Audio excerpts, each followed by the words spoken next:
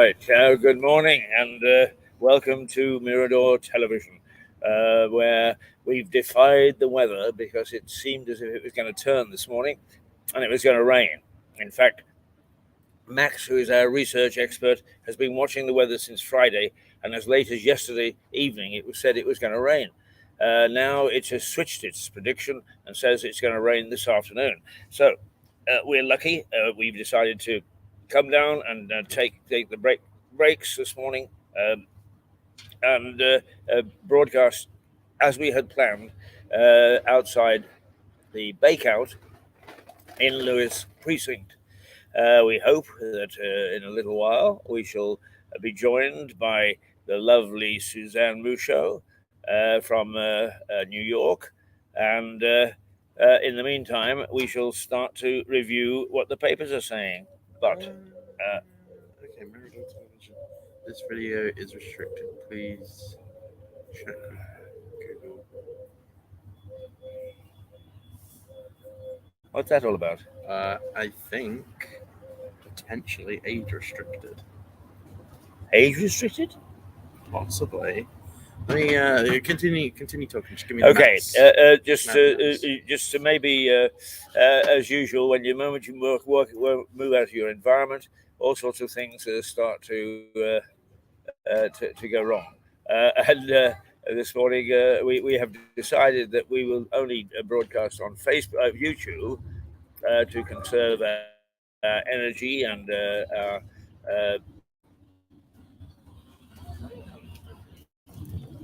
our internet capacity, and of course, the moment we decide to do that, is there something that suddenly decides that we shouldn't do that. So we have no idea why. Max, who is the whiz kid here, is just checking this out. And in the meantime, as usual, you can almost guarantee that when we start is that somebody will get a noise pollution. And this time it's some idiot on a motorbike who decides that the sound of his throttle is much more exciting than anything else. And he's sitting on the bridge and revving his motor. So we apologize for that. And we're just checking why it would appear that it's not going out, even though everything is okay from our point of view. Is it's not going out on YouTube? We may have to go back to the faithful Facebook if that's the case. But anyway, we shall keep broadcasting, even if we're only talking to ourselves. And why not talk to ourselves? We're quite interesting people. Yes, Max. Yeah, I am just still trying to figure out what is going on. Right. Okay.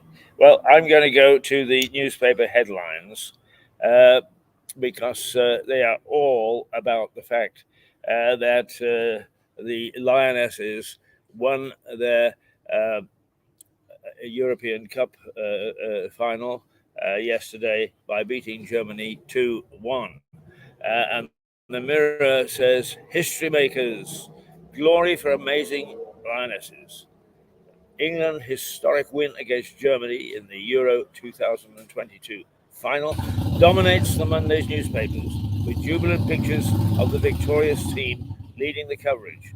The Daily Mail opts for the headline, 'History makers,' accompanied by a full-page image of the elated England squad.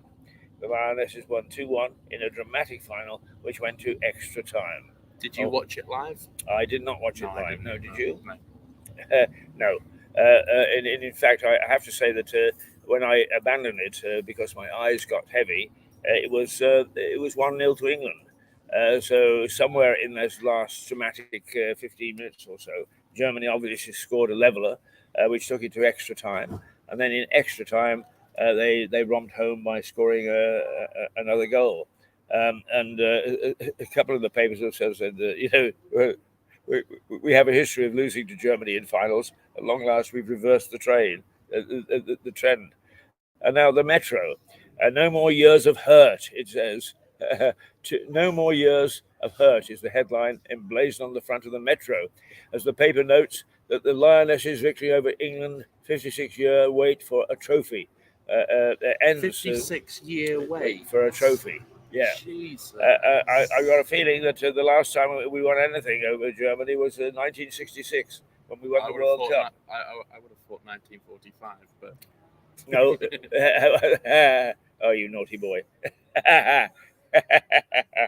Well, he caught me on that. So here we go with the Sun. The Sun is saying, marking the momentous win with a double-page spread of the victorious football team, accompanied by the headline, "Move over, fellas, it's home." In its lead photo, the Lionesses lift the Euro trophy as they take to the podium, cheering beneath falling confetti. They showed male stars how it's done as football finally came home yesterday. The paper comments. Now, one of the interesting things, Max, that I need to ask you about is, um, I would say, and the average bloke in the streets would say that the amount of money the football stars earn is obscene. I mean, it's ridiculous, and they never bring home the bacon. Now, it is here in Lewes, the local football club. God bless it, and I think that it's very forward thinking, and it really gets stuck in. But it was a leader, the forefront of parity with the ladies and the men's players. Very commendable, I think. What I would like to know is in your view, is this going to mean that the ladies will now start to be paid these outrageous sums? And if in fact they are, will that actually start to affect their performance so that it becomes commercial rather than a matter of pride for country? I don't think they'll ever get paid the same as the male footballers because there just isn't an interest. Whenever people say, "Oh, it's sexist that the women footballers don't get paid the same as men," I just sort of sit there and pretend I don't know the answer why they get paid less than men. Everyone does it. Oh, gee, I don't know why they get paid less than men. It's because they don't sell enough tickets to even make the same as a male footballer. If there is more interest in women's football, of course they're going to get paid more. Maybe even the same as the male footballers, but I don't see people being that interested in women's football. I'm just completely honest. I just don't see it happening. Well, of course, if you're talking about tickets and bums on seats to watch it, yesterday there wasn't one single ticket left for this conflict, as it were. Yeah, it was the final game. Yes, and it did very well financially. And I mean, I don't know enough about football, and perhaps you don't either. The question that crops up in my mind is the amount that they're paid um, tied to the number of seats that are sold. It is. Yeah, absolutely. Right. That's why. So there's no great pool for England players, men and women. There's no parity there. No, they don't sell the same amount of seats as the men do. Right. Okay. Well, that answers that question for me. But I hesitate to be that not enthusiastic. I'm delighted at the result. It makes everybody feel good, and obviously the papers are reflecting the national mood. I just wonder whether, in fact, what we're seeing is the end of an era, and that these girls will now be doing it for money rather than love. And it's obvious when you watch them being interviewed is how enthusiastic they are about the whole thing. Whereas, in fairness to the newspapers that are saying, "Hey, fellas, watch out," is that there is a certain. I've come here to do a job. I do the job. I go away. Thank you very much. Now, perhaps I'm being unfair to international footballers. Perhaps they don't think that way. But you get very much the impression that that is the way that they look at things is ho hum, here we are, on we go, we get on with it. Perhaps there is a huge amount of pride tucked away there.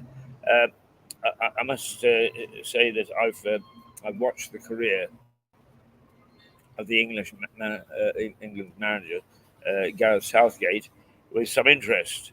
I think he's a thinking manager, and it's a pity that he's had a relatively bad run of results in the last 2 or 3 days. Has he run out of steam after taking us to heady heights, or is it just that turn of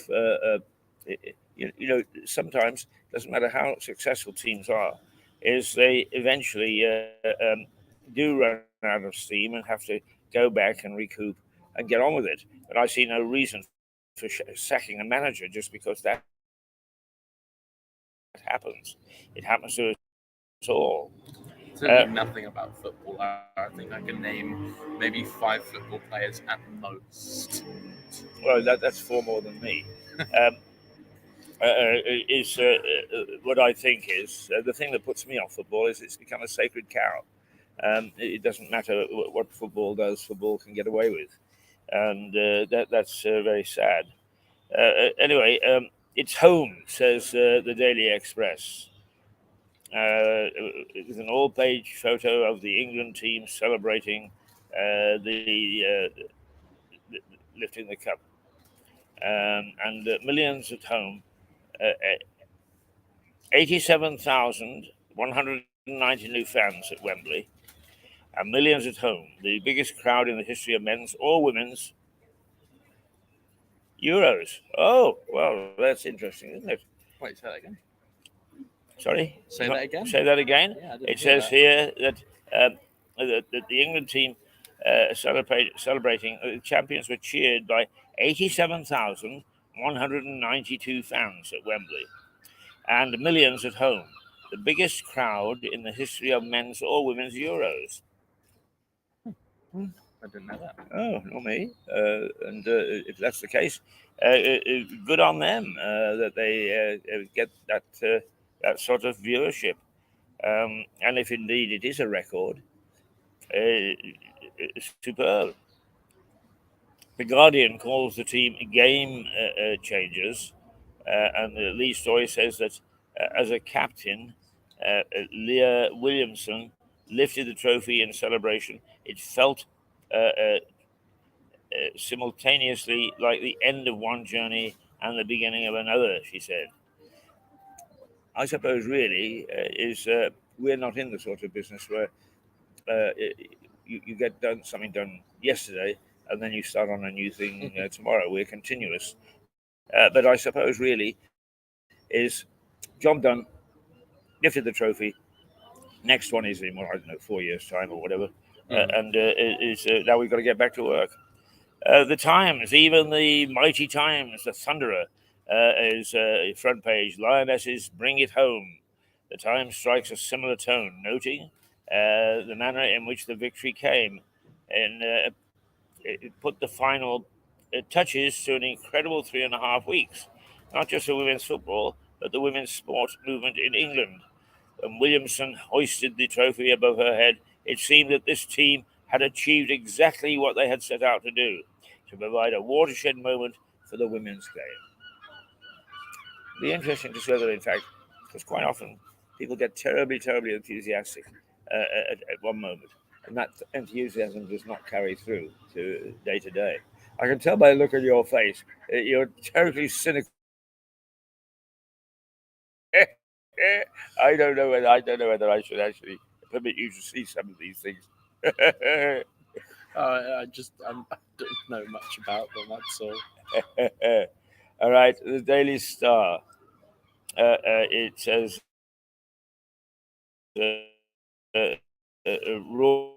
Rawson,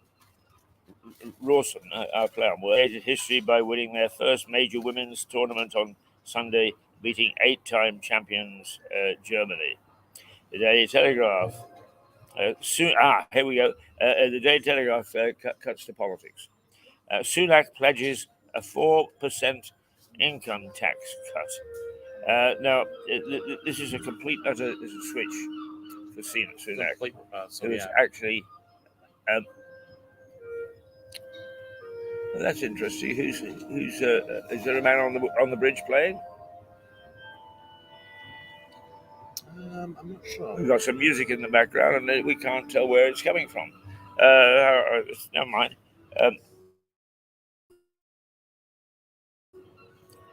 So the Daily Telegraph also marks the huge sporting win in its front pages, but it focuses on a complete switch in policy from Rishi Sunak, who is behind apparently in the polls internally in the Conservative Party to win the race of leadership.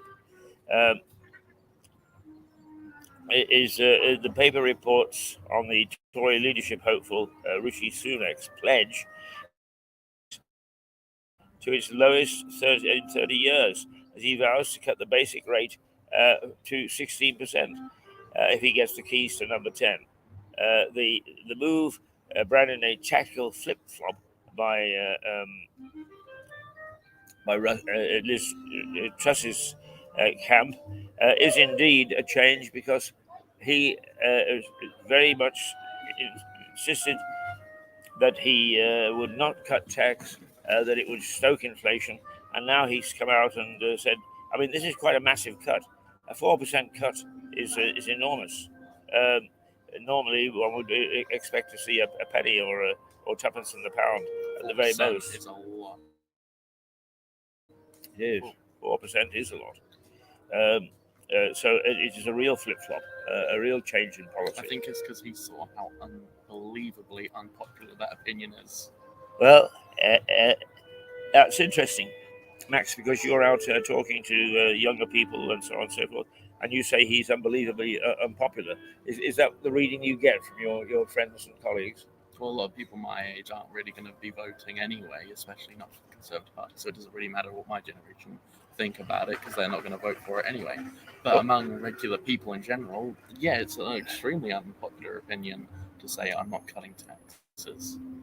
And a completely not conservative thing either. Yeah. Now, your comment is that a lot of your young people won't vote. I mean, all right, let me put you on the spot. Will you vote or not? Yes. You will? Yeah. Right, but a lot of your colleagues, or your friends, or your family won't vote. I have a lot of family who won't vote either, yeah. Are they withholding their vote in protest, or just don't believe in the system, or why? Some of them don't believe in the system. Some of them are just lazy. Ah. I actually just got registered as a voter last week, actually. So I can vote in this next election, but who, I don't really know. If you can hear a flute in the background, there is a busker on the bridge. I can't tell from here. It looks as if it might be a young lady. Can you tell? There's a bush right in my way. Yes, I think it is. It's a young lady who's playing some rather nice flute music. She's here very early and getting on with it because it's 8:49. The eye also goes to tax wars ignite as top Tories plead for calm. This is what dreams are made of, says Chloe Kelly, who scored the Lionesses' historic extra time goal. The paper has a sprinkling of non-football news as it reports on Mr. Sunak's 4% tax cut pledge. Conservative MPs have been told that Mr. Sunak and Ms. Truss must stop trashing their own party's record in government in their debates. I think there is something in that. You don't bite the hand that feeds you. The Financial Times, West eases Russian oil curbs as inflation and energy risks mount. I've always argued that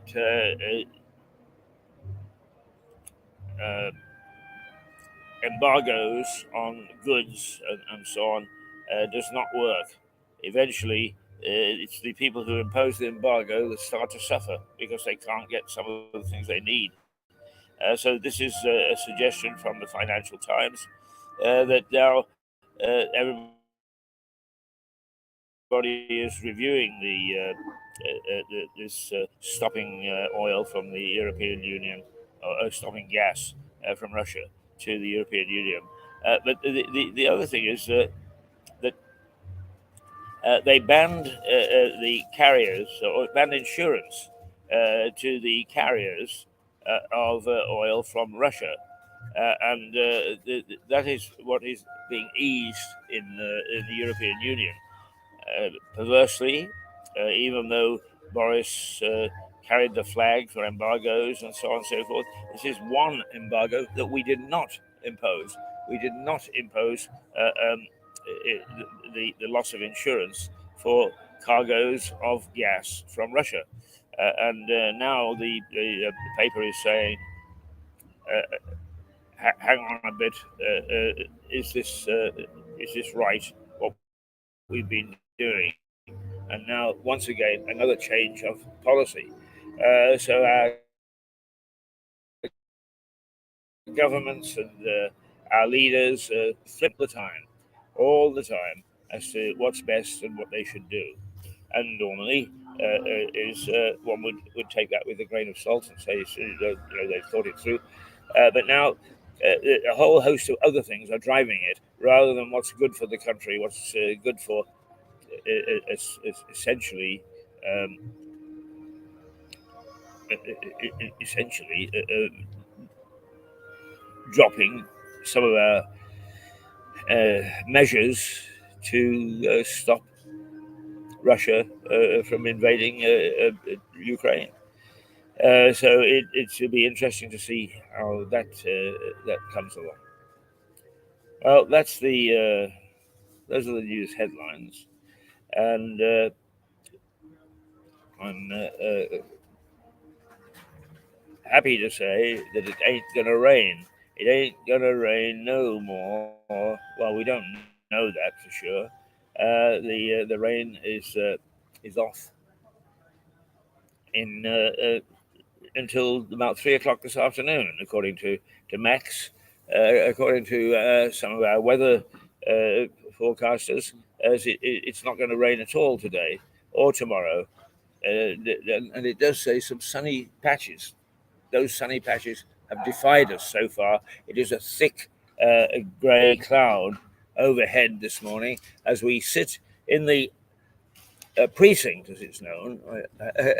Actually, talking to somebody in the United States yesterday, I said precinct, and they said, precinct is, you mean the jailhouse? And of course, that's what in many TV shows about the police, we know that the cop shops in the States are known as precincts. Why is this called the precinct? Why is this called the precinct? Don't ask me. I would have called it the town square or whatever. But the whole idea was initially that this would be a meeting place. It would be the centre of Lewes. It would be the town square. But of course, it's not square, first of all. And the infrastructure was already there. So it's difficult to know why it was called a precinct. And I suppose it's just a convenient term. I'm not quite sure. Look up precinct on your thing and get a definition for us. You raise an interesting point. I am not quite sure how the word precinct is defined, and we have to let's find out. It's a good question. The sport. Is that how you spell precinct? Let's see. Definition of precinct: a part of a territory with definite bounds or functions, often established for administrative purposes. Well, yes, this would have a carefully defined territory, because behind us is the bottom of what is known in Lewes as School Hill, and there is a road that cuts across this particular area, but doesn't venture into the precinct itself. On the north side is it the north side, the west side, the east side. Well, there are only four to choose from. On the east side is the River Ouse and an historic bridge that crosses it. So therefore, it fits the definition. Um, but I think you're right. The word precinct is so broad. I'm not so sure. That's why you should start to call it the town square. That's what we should do is stick a clock in the middle of it or something of the sort, because there isn't one at the moment. There's an idea for one of the shops to sponsor a precinct clock. What do you want to bet? That if somebody suggests that the council will find a good reason why you can't have one. Yes, yes, yes. No, no, no. Oh dear, oh dear, dear. Here he becomes anti again.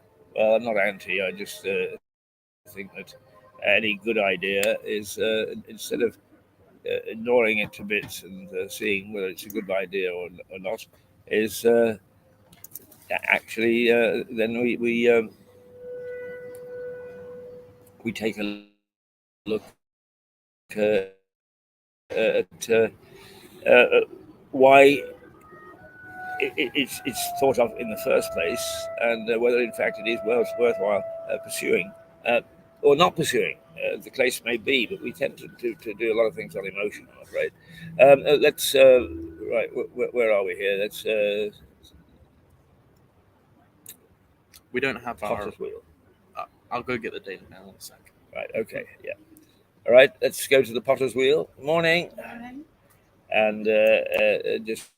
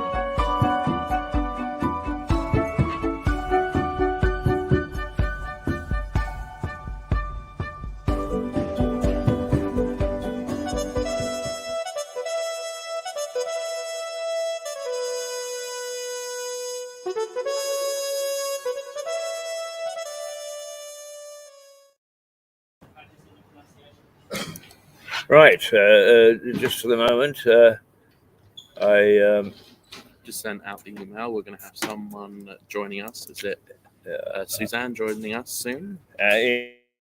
Indeed, we sent a link, as they call it, so that she can come in from New York at the time that she wants to. Remember that it's 4:00 in the morning in New York, and Suzanne is absolutely faithful in getting up and joining us, and being terribly lively and bouncy, full of light and so on. And we do that on a Monday to find out two or three reasons why we go to New York. First of all, it's always interesting to see what they did over the weekend for entertainment, but also one of the sort of important things that are coming up in a big major city like New York. It is interesting to see, and we get a absolutely definitive guide to America in the coming week from Suzanne. But also, it is interesting to see what the American view is of what's going on over here, if they have one. Those things that are important to them that may not be important to us, and vice versa. So we always indeed enjoy having Suzanne join us and start to chat to us as the morning week wears on. Right, young Max, you were down at the raft race yesterday. What was your impression of it? Fun. It was the first time I've ever seen it. It was quite good. I got a free beer from yeah. They handed it to you from the race. yeah. One of the boats handed me a free beer. It was number 10 Drowning Street, and they were not having a party, but they were handing out beers and drinking beers on the boat. And as it came along, he put the paddle out to give me a beer. I think it was Harvey's beer. And yeah, so I just got a free beer. They had a tap, one of the beer taps built into the boat, which was quite cool. Yeah, absolutely. What about the overall event? What were your events? What were your? Seems fun. Do you want? We were actually talking yesterday. Briefly, we haven't finalised anything, but we were briefly talking about doing our own raft next year, maybe. But we need a few more people involved, and it's going to take a lot of work to build that. Especially, I mean, Lewes to New Haven is a long distance. There's a long distance to paddle. But there were some interesting rafts. There was the bicycle raft where everyone was pedaling their own bicycle, and it was turning the propellers on the boat, which I thought was quite interesting. Yeah, it's quite inventive. Yeah, I'd never seen anything like that before. It's quite cool. But it was like one of those swan boats that you take out on lakes. Yes. A pedalo. Let me see how far. Hang on. Lewes to New Haven. See how far. You see, this is the new way.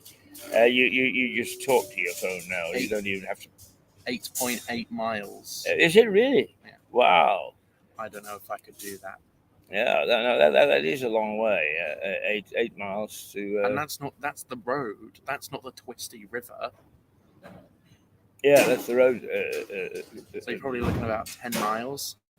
Yeah, although the road actually follows the river valley. So my guess is that perhaps the river is say 9 miles. Probably about 9 miles. To row a boat 9 miles in a race, that's that is a lot of effort. Yeah, there were some that obviously were making heavy weather of it, even at the Lewes end. We don't have any way of confirming how many finished the race, but of course, one thing that the race starts at the turn of the tide. The River Ouse is tidal, and right up until the start at 3 o'clock yesterday, is the tide was racing in. So any effort on behalf of rafts to start off down in the opposite direction would have found the river working against them.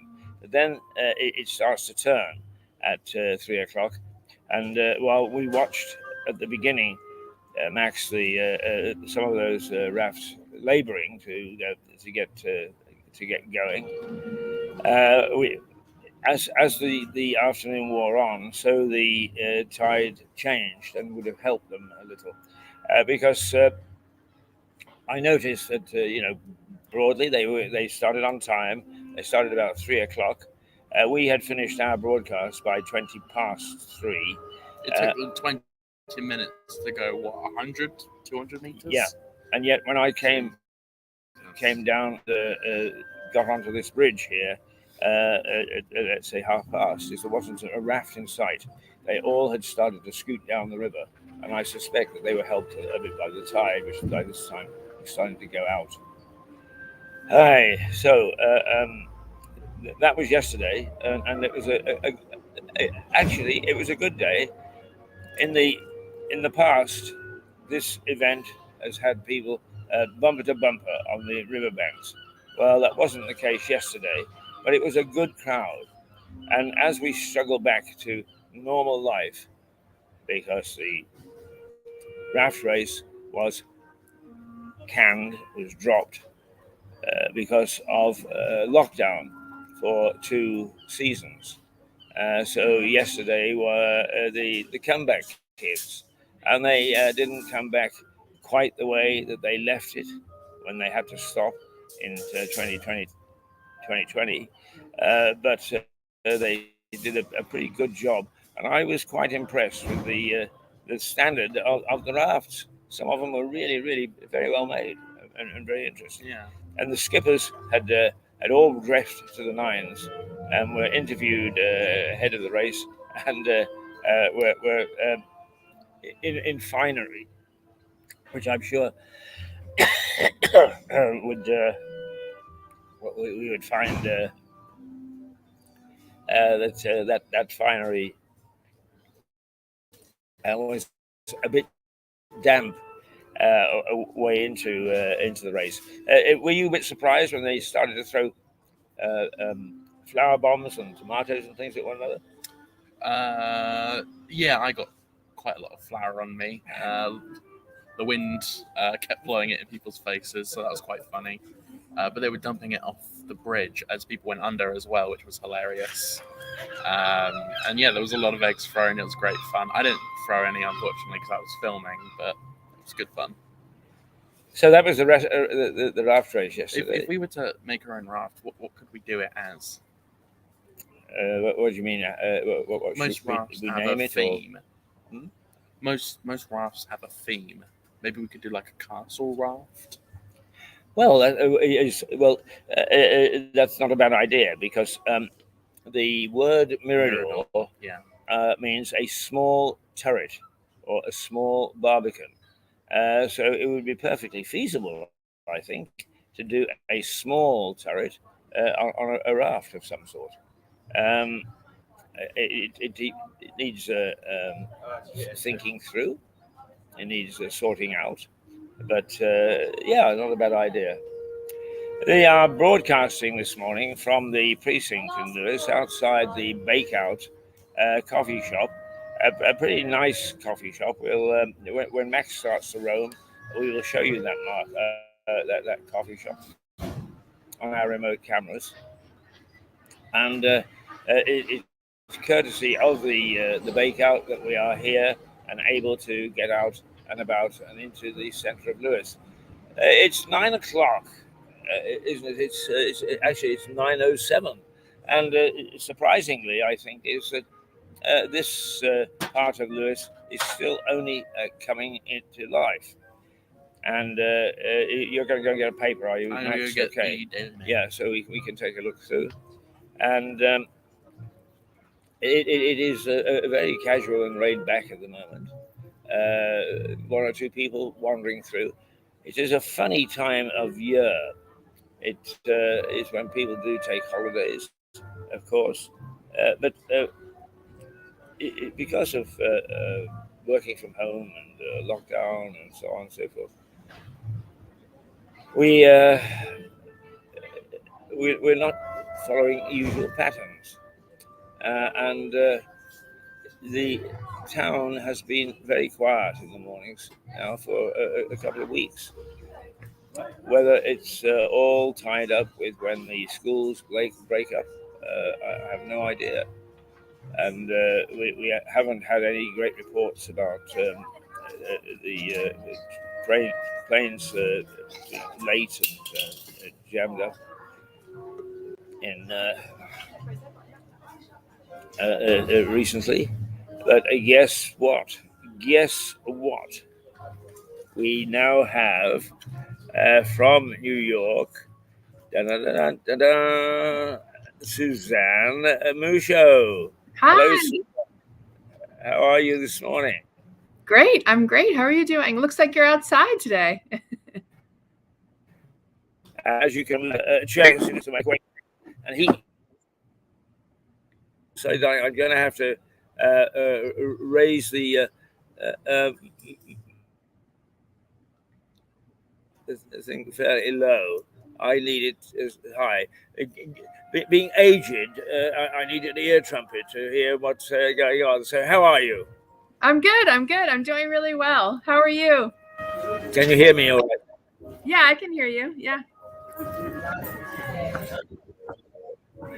Not too bad. As you can see, we're this week we are going to broadcast from what's known as the precinct in Lewes. To all intents and purposes, it's the town square. But Max questioned that, and he said, what does the word precinct mean? So actually, it means just an enclosed space or a defined space. And this is a defined space, but it's not square; it's more oblong, and it isn't really the center of Lewes. I suppose the center is up the hill a little way to outside the town hall, and we have a remembrance statue to the World War fallen. But other than that, we are as close as damn it into the heart of Lewes, and that's where we're talking to you from this morning. Now, you've got some funny people behind you and a funny building. What's that all about? I don't know if I shared that we have a gallery on our campus, and we have a sculptor donated her sculpture. And unfortunately, about a week and a half ago, she passed away. So that's the sculptor. Her name is Emily Brzezinski. So I thought I would share a little bit about her and talk about her work a little bit, if you wanted to. We could do it another time. Right. Absolutely. Well, we always tell everybody that this is we're finding out what's happening in New York, what's happening in your particular area of New York, and your own personal thoughts. So it's your program. Let us hear what you have to say about this lady. Yeah, so she was 90 years old. She just passed away. She was married to the very famous diplomat from the United States with the last name of Brzezinski. Zbigniew. I don't know if you heard of him. He was under, I think, 4 administrations. But she did these incredible sculptures that she crafted out of trees that had fallen in the forests. And so she uses reclaimed wood and then creates these fantastic structures that she basically crafts with a chainsaw and with chisels. And so I met her actually, it was only a year ago. I met her about a year ago. And we did this amazing show at our campus in November of 2021. And it was televised, nationally televised and everything. And so now we have this beautiful sculpture that she loaned to the campus. It's called the Cherry Bench. And then we also have 2 other sculptures called the Boy and Girl that she crafted for us and loaned to us.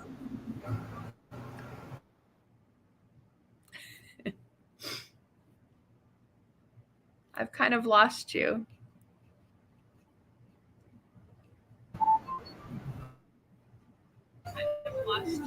Yeah, we've lost. We lost her. I think we've lost connection. We Oh, okay, hang on, we're back.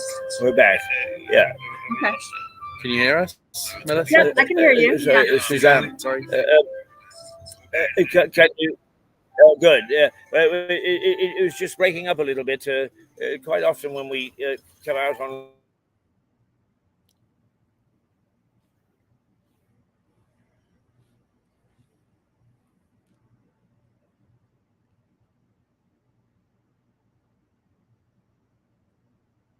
trees. I didn't hear that. Sorry.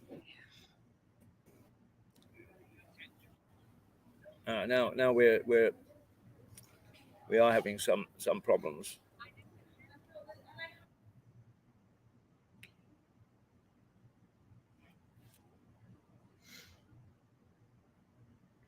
Well, it looks like a beautiful day out there. Looks like you have a good day in Lewes. It's not bad. We actually had considered abandoning this because of rain, but the rain is going to hold off until this afternoon, apparently. Oh, perfect. Well, I hope to be in London in September. I don't know what's going on. Yeah. Oh, wonderful. Yeah. So maybe I'll be able to stop by. The program then. We should actually come up to London and do the program, shouldn't we? Yeah. Why are you going to be in London? I'm going to a design show in London, a stone design show. I think I may be going. and then I'm going to Italy, kind of like the right. week Okay. Well, why maybe will you be in London? because of a stone design show. Right. So you'll go via London. So I would go to London for their design show, and then I would go to Italy after that for another event. So hopefully, if the world allows all of that travel, you know. Oh, I see you much better now. We're having real problems with the sound here, Suzanne. Do you want me to leave and come back, or? We're not quite sure why.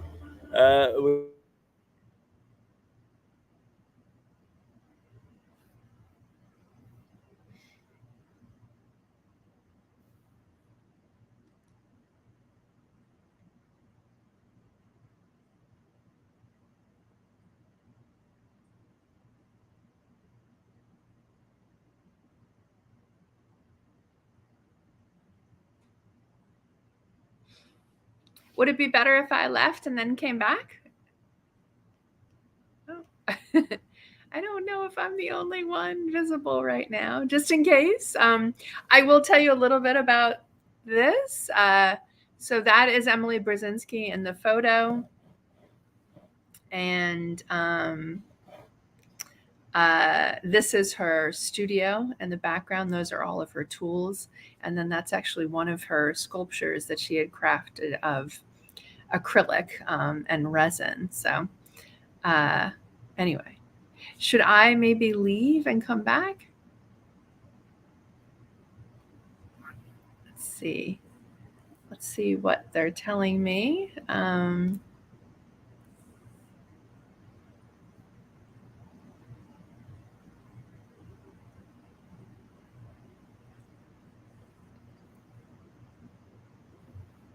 right. Hopefully they will be returning. Oh, here we go. There we go. Hi. Okay, yeah, Suzanne. Do you want me to leave and come back? We can hear you perfectly even when we leave, just so you know. Yeah, just keep going. All right, I wasn't sure. All right. So are you good now?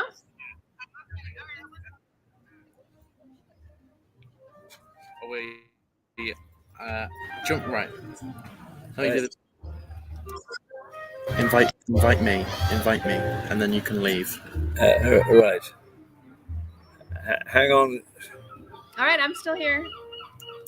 So these are actually some of her tools. A lot of her tools, she was raised in she was born in Czechoslovakia and raised in Poland, and then moved to the United States. So those are some of the tools, and some of those tools actually come from Eastern Europe that she's had for years and years, and that she used to tool her wood. So it's a pretty interesting sculptor. And she had this amazing studio outside of Washington where she raised her 3 kids. So.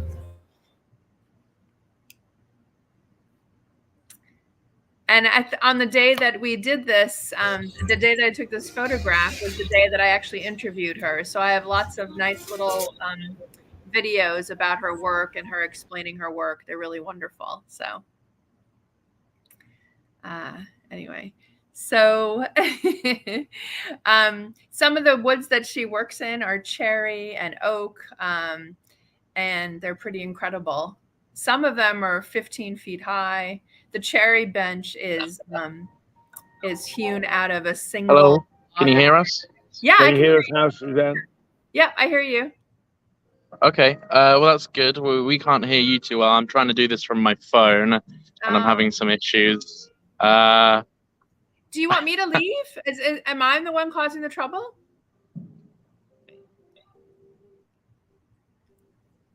Hi.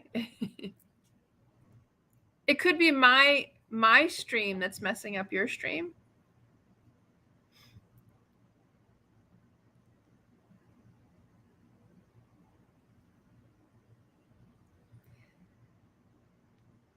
So as everything's getting kind of squared away, this was her studio in Florida. So I went down there twice and we talked about her exhibit. And we had a really nice. Till 9:30, another 10 minutes from here locally. Suzanne, if we came back to you, can you hear me? If we came back to Yes, you I at can about hear you. 15 minutes from now, would you still be available? Yeah, I'll jump on in 15 minutes. Okay. All right. Sounds good. All right. We'll see you in 15. Okay, We'll see you in 15 minutes. We'll come back to Mirador in 15 minutes. We'll do our break now.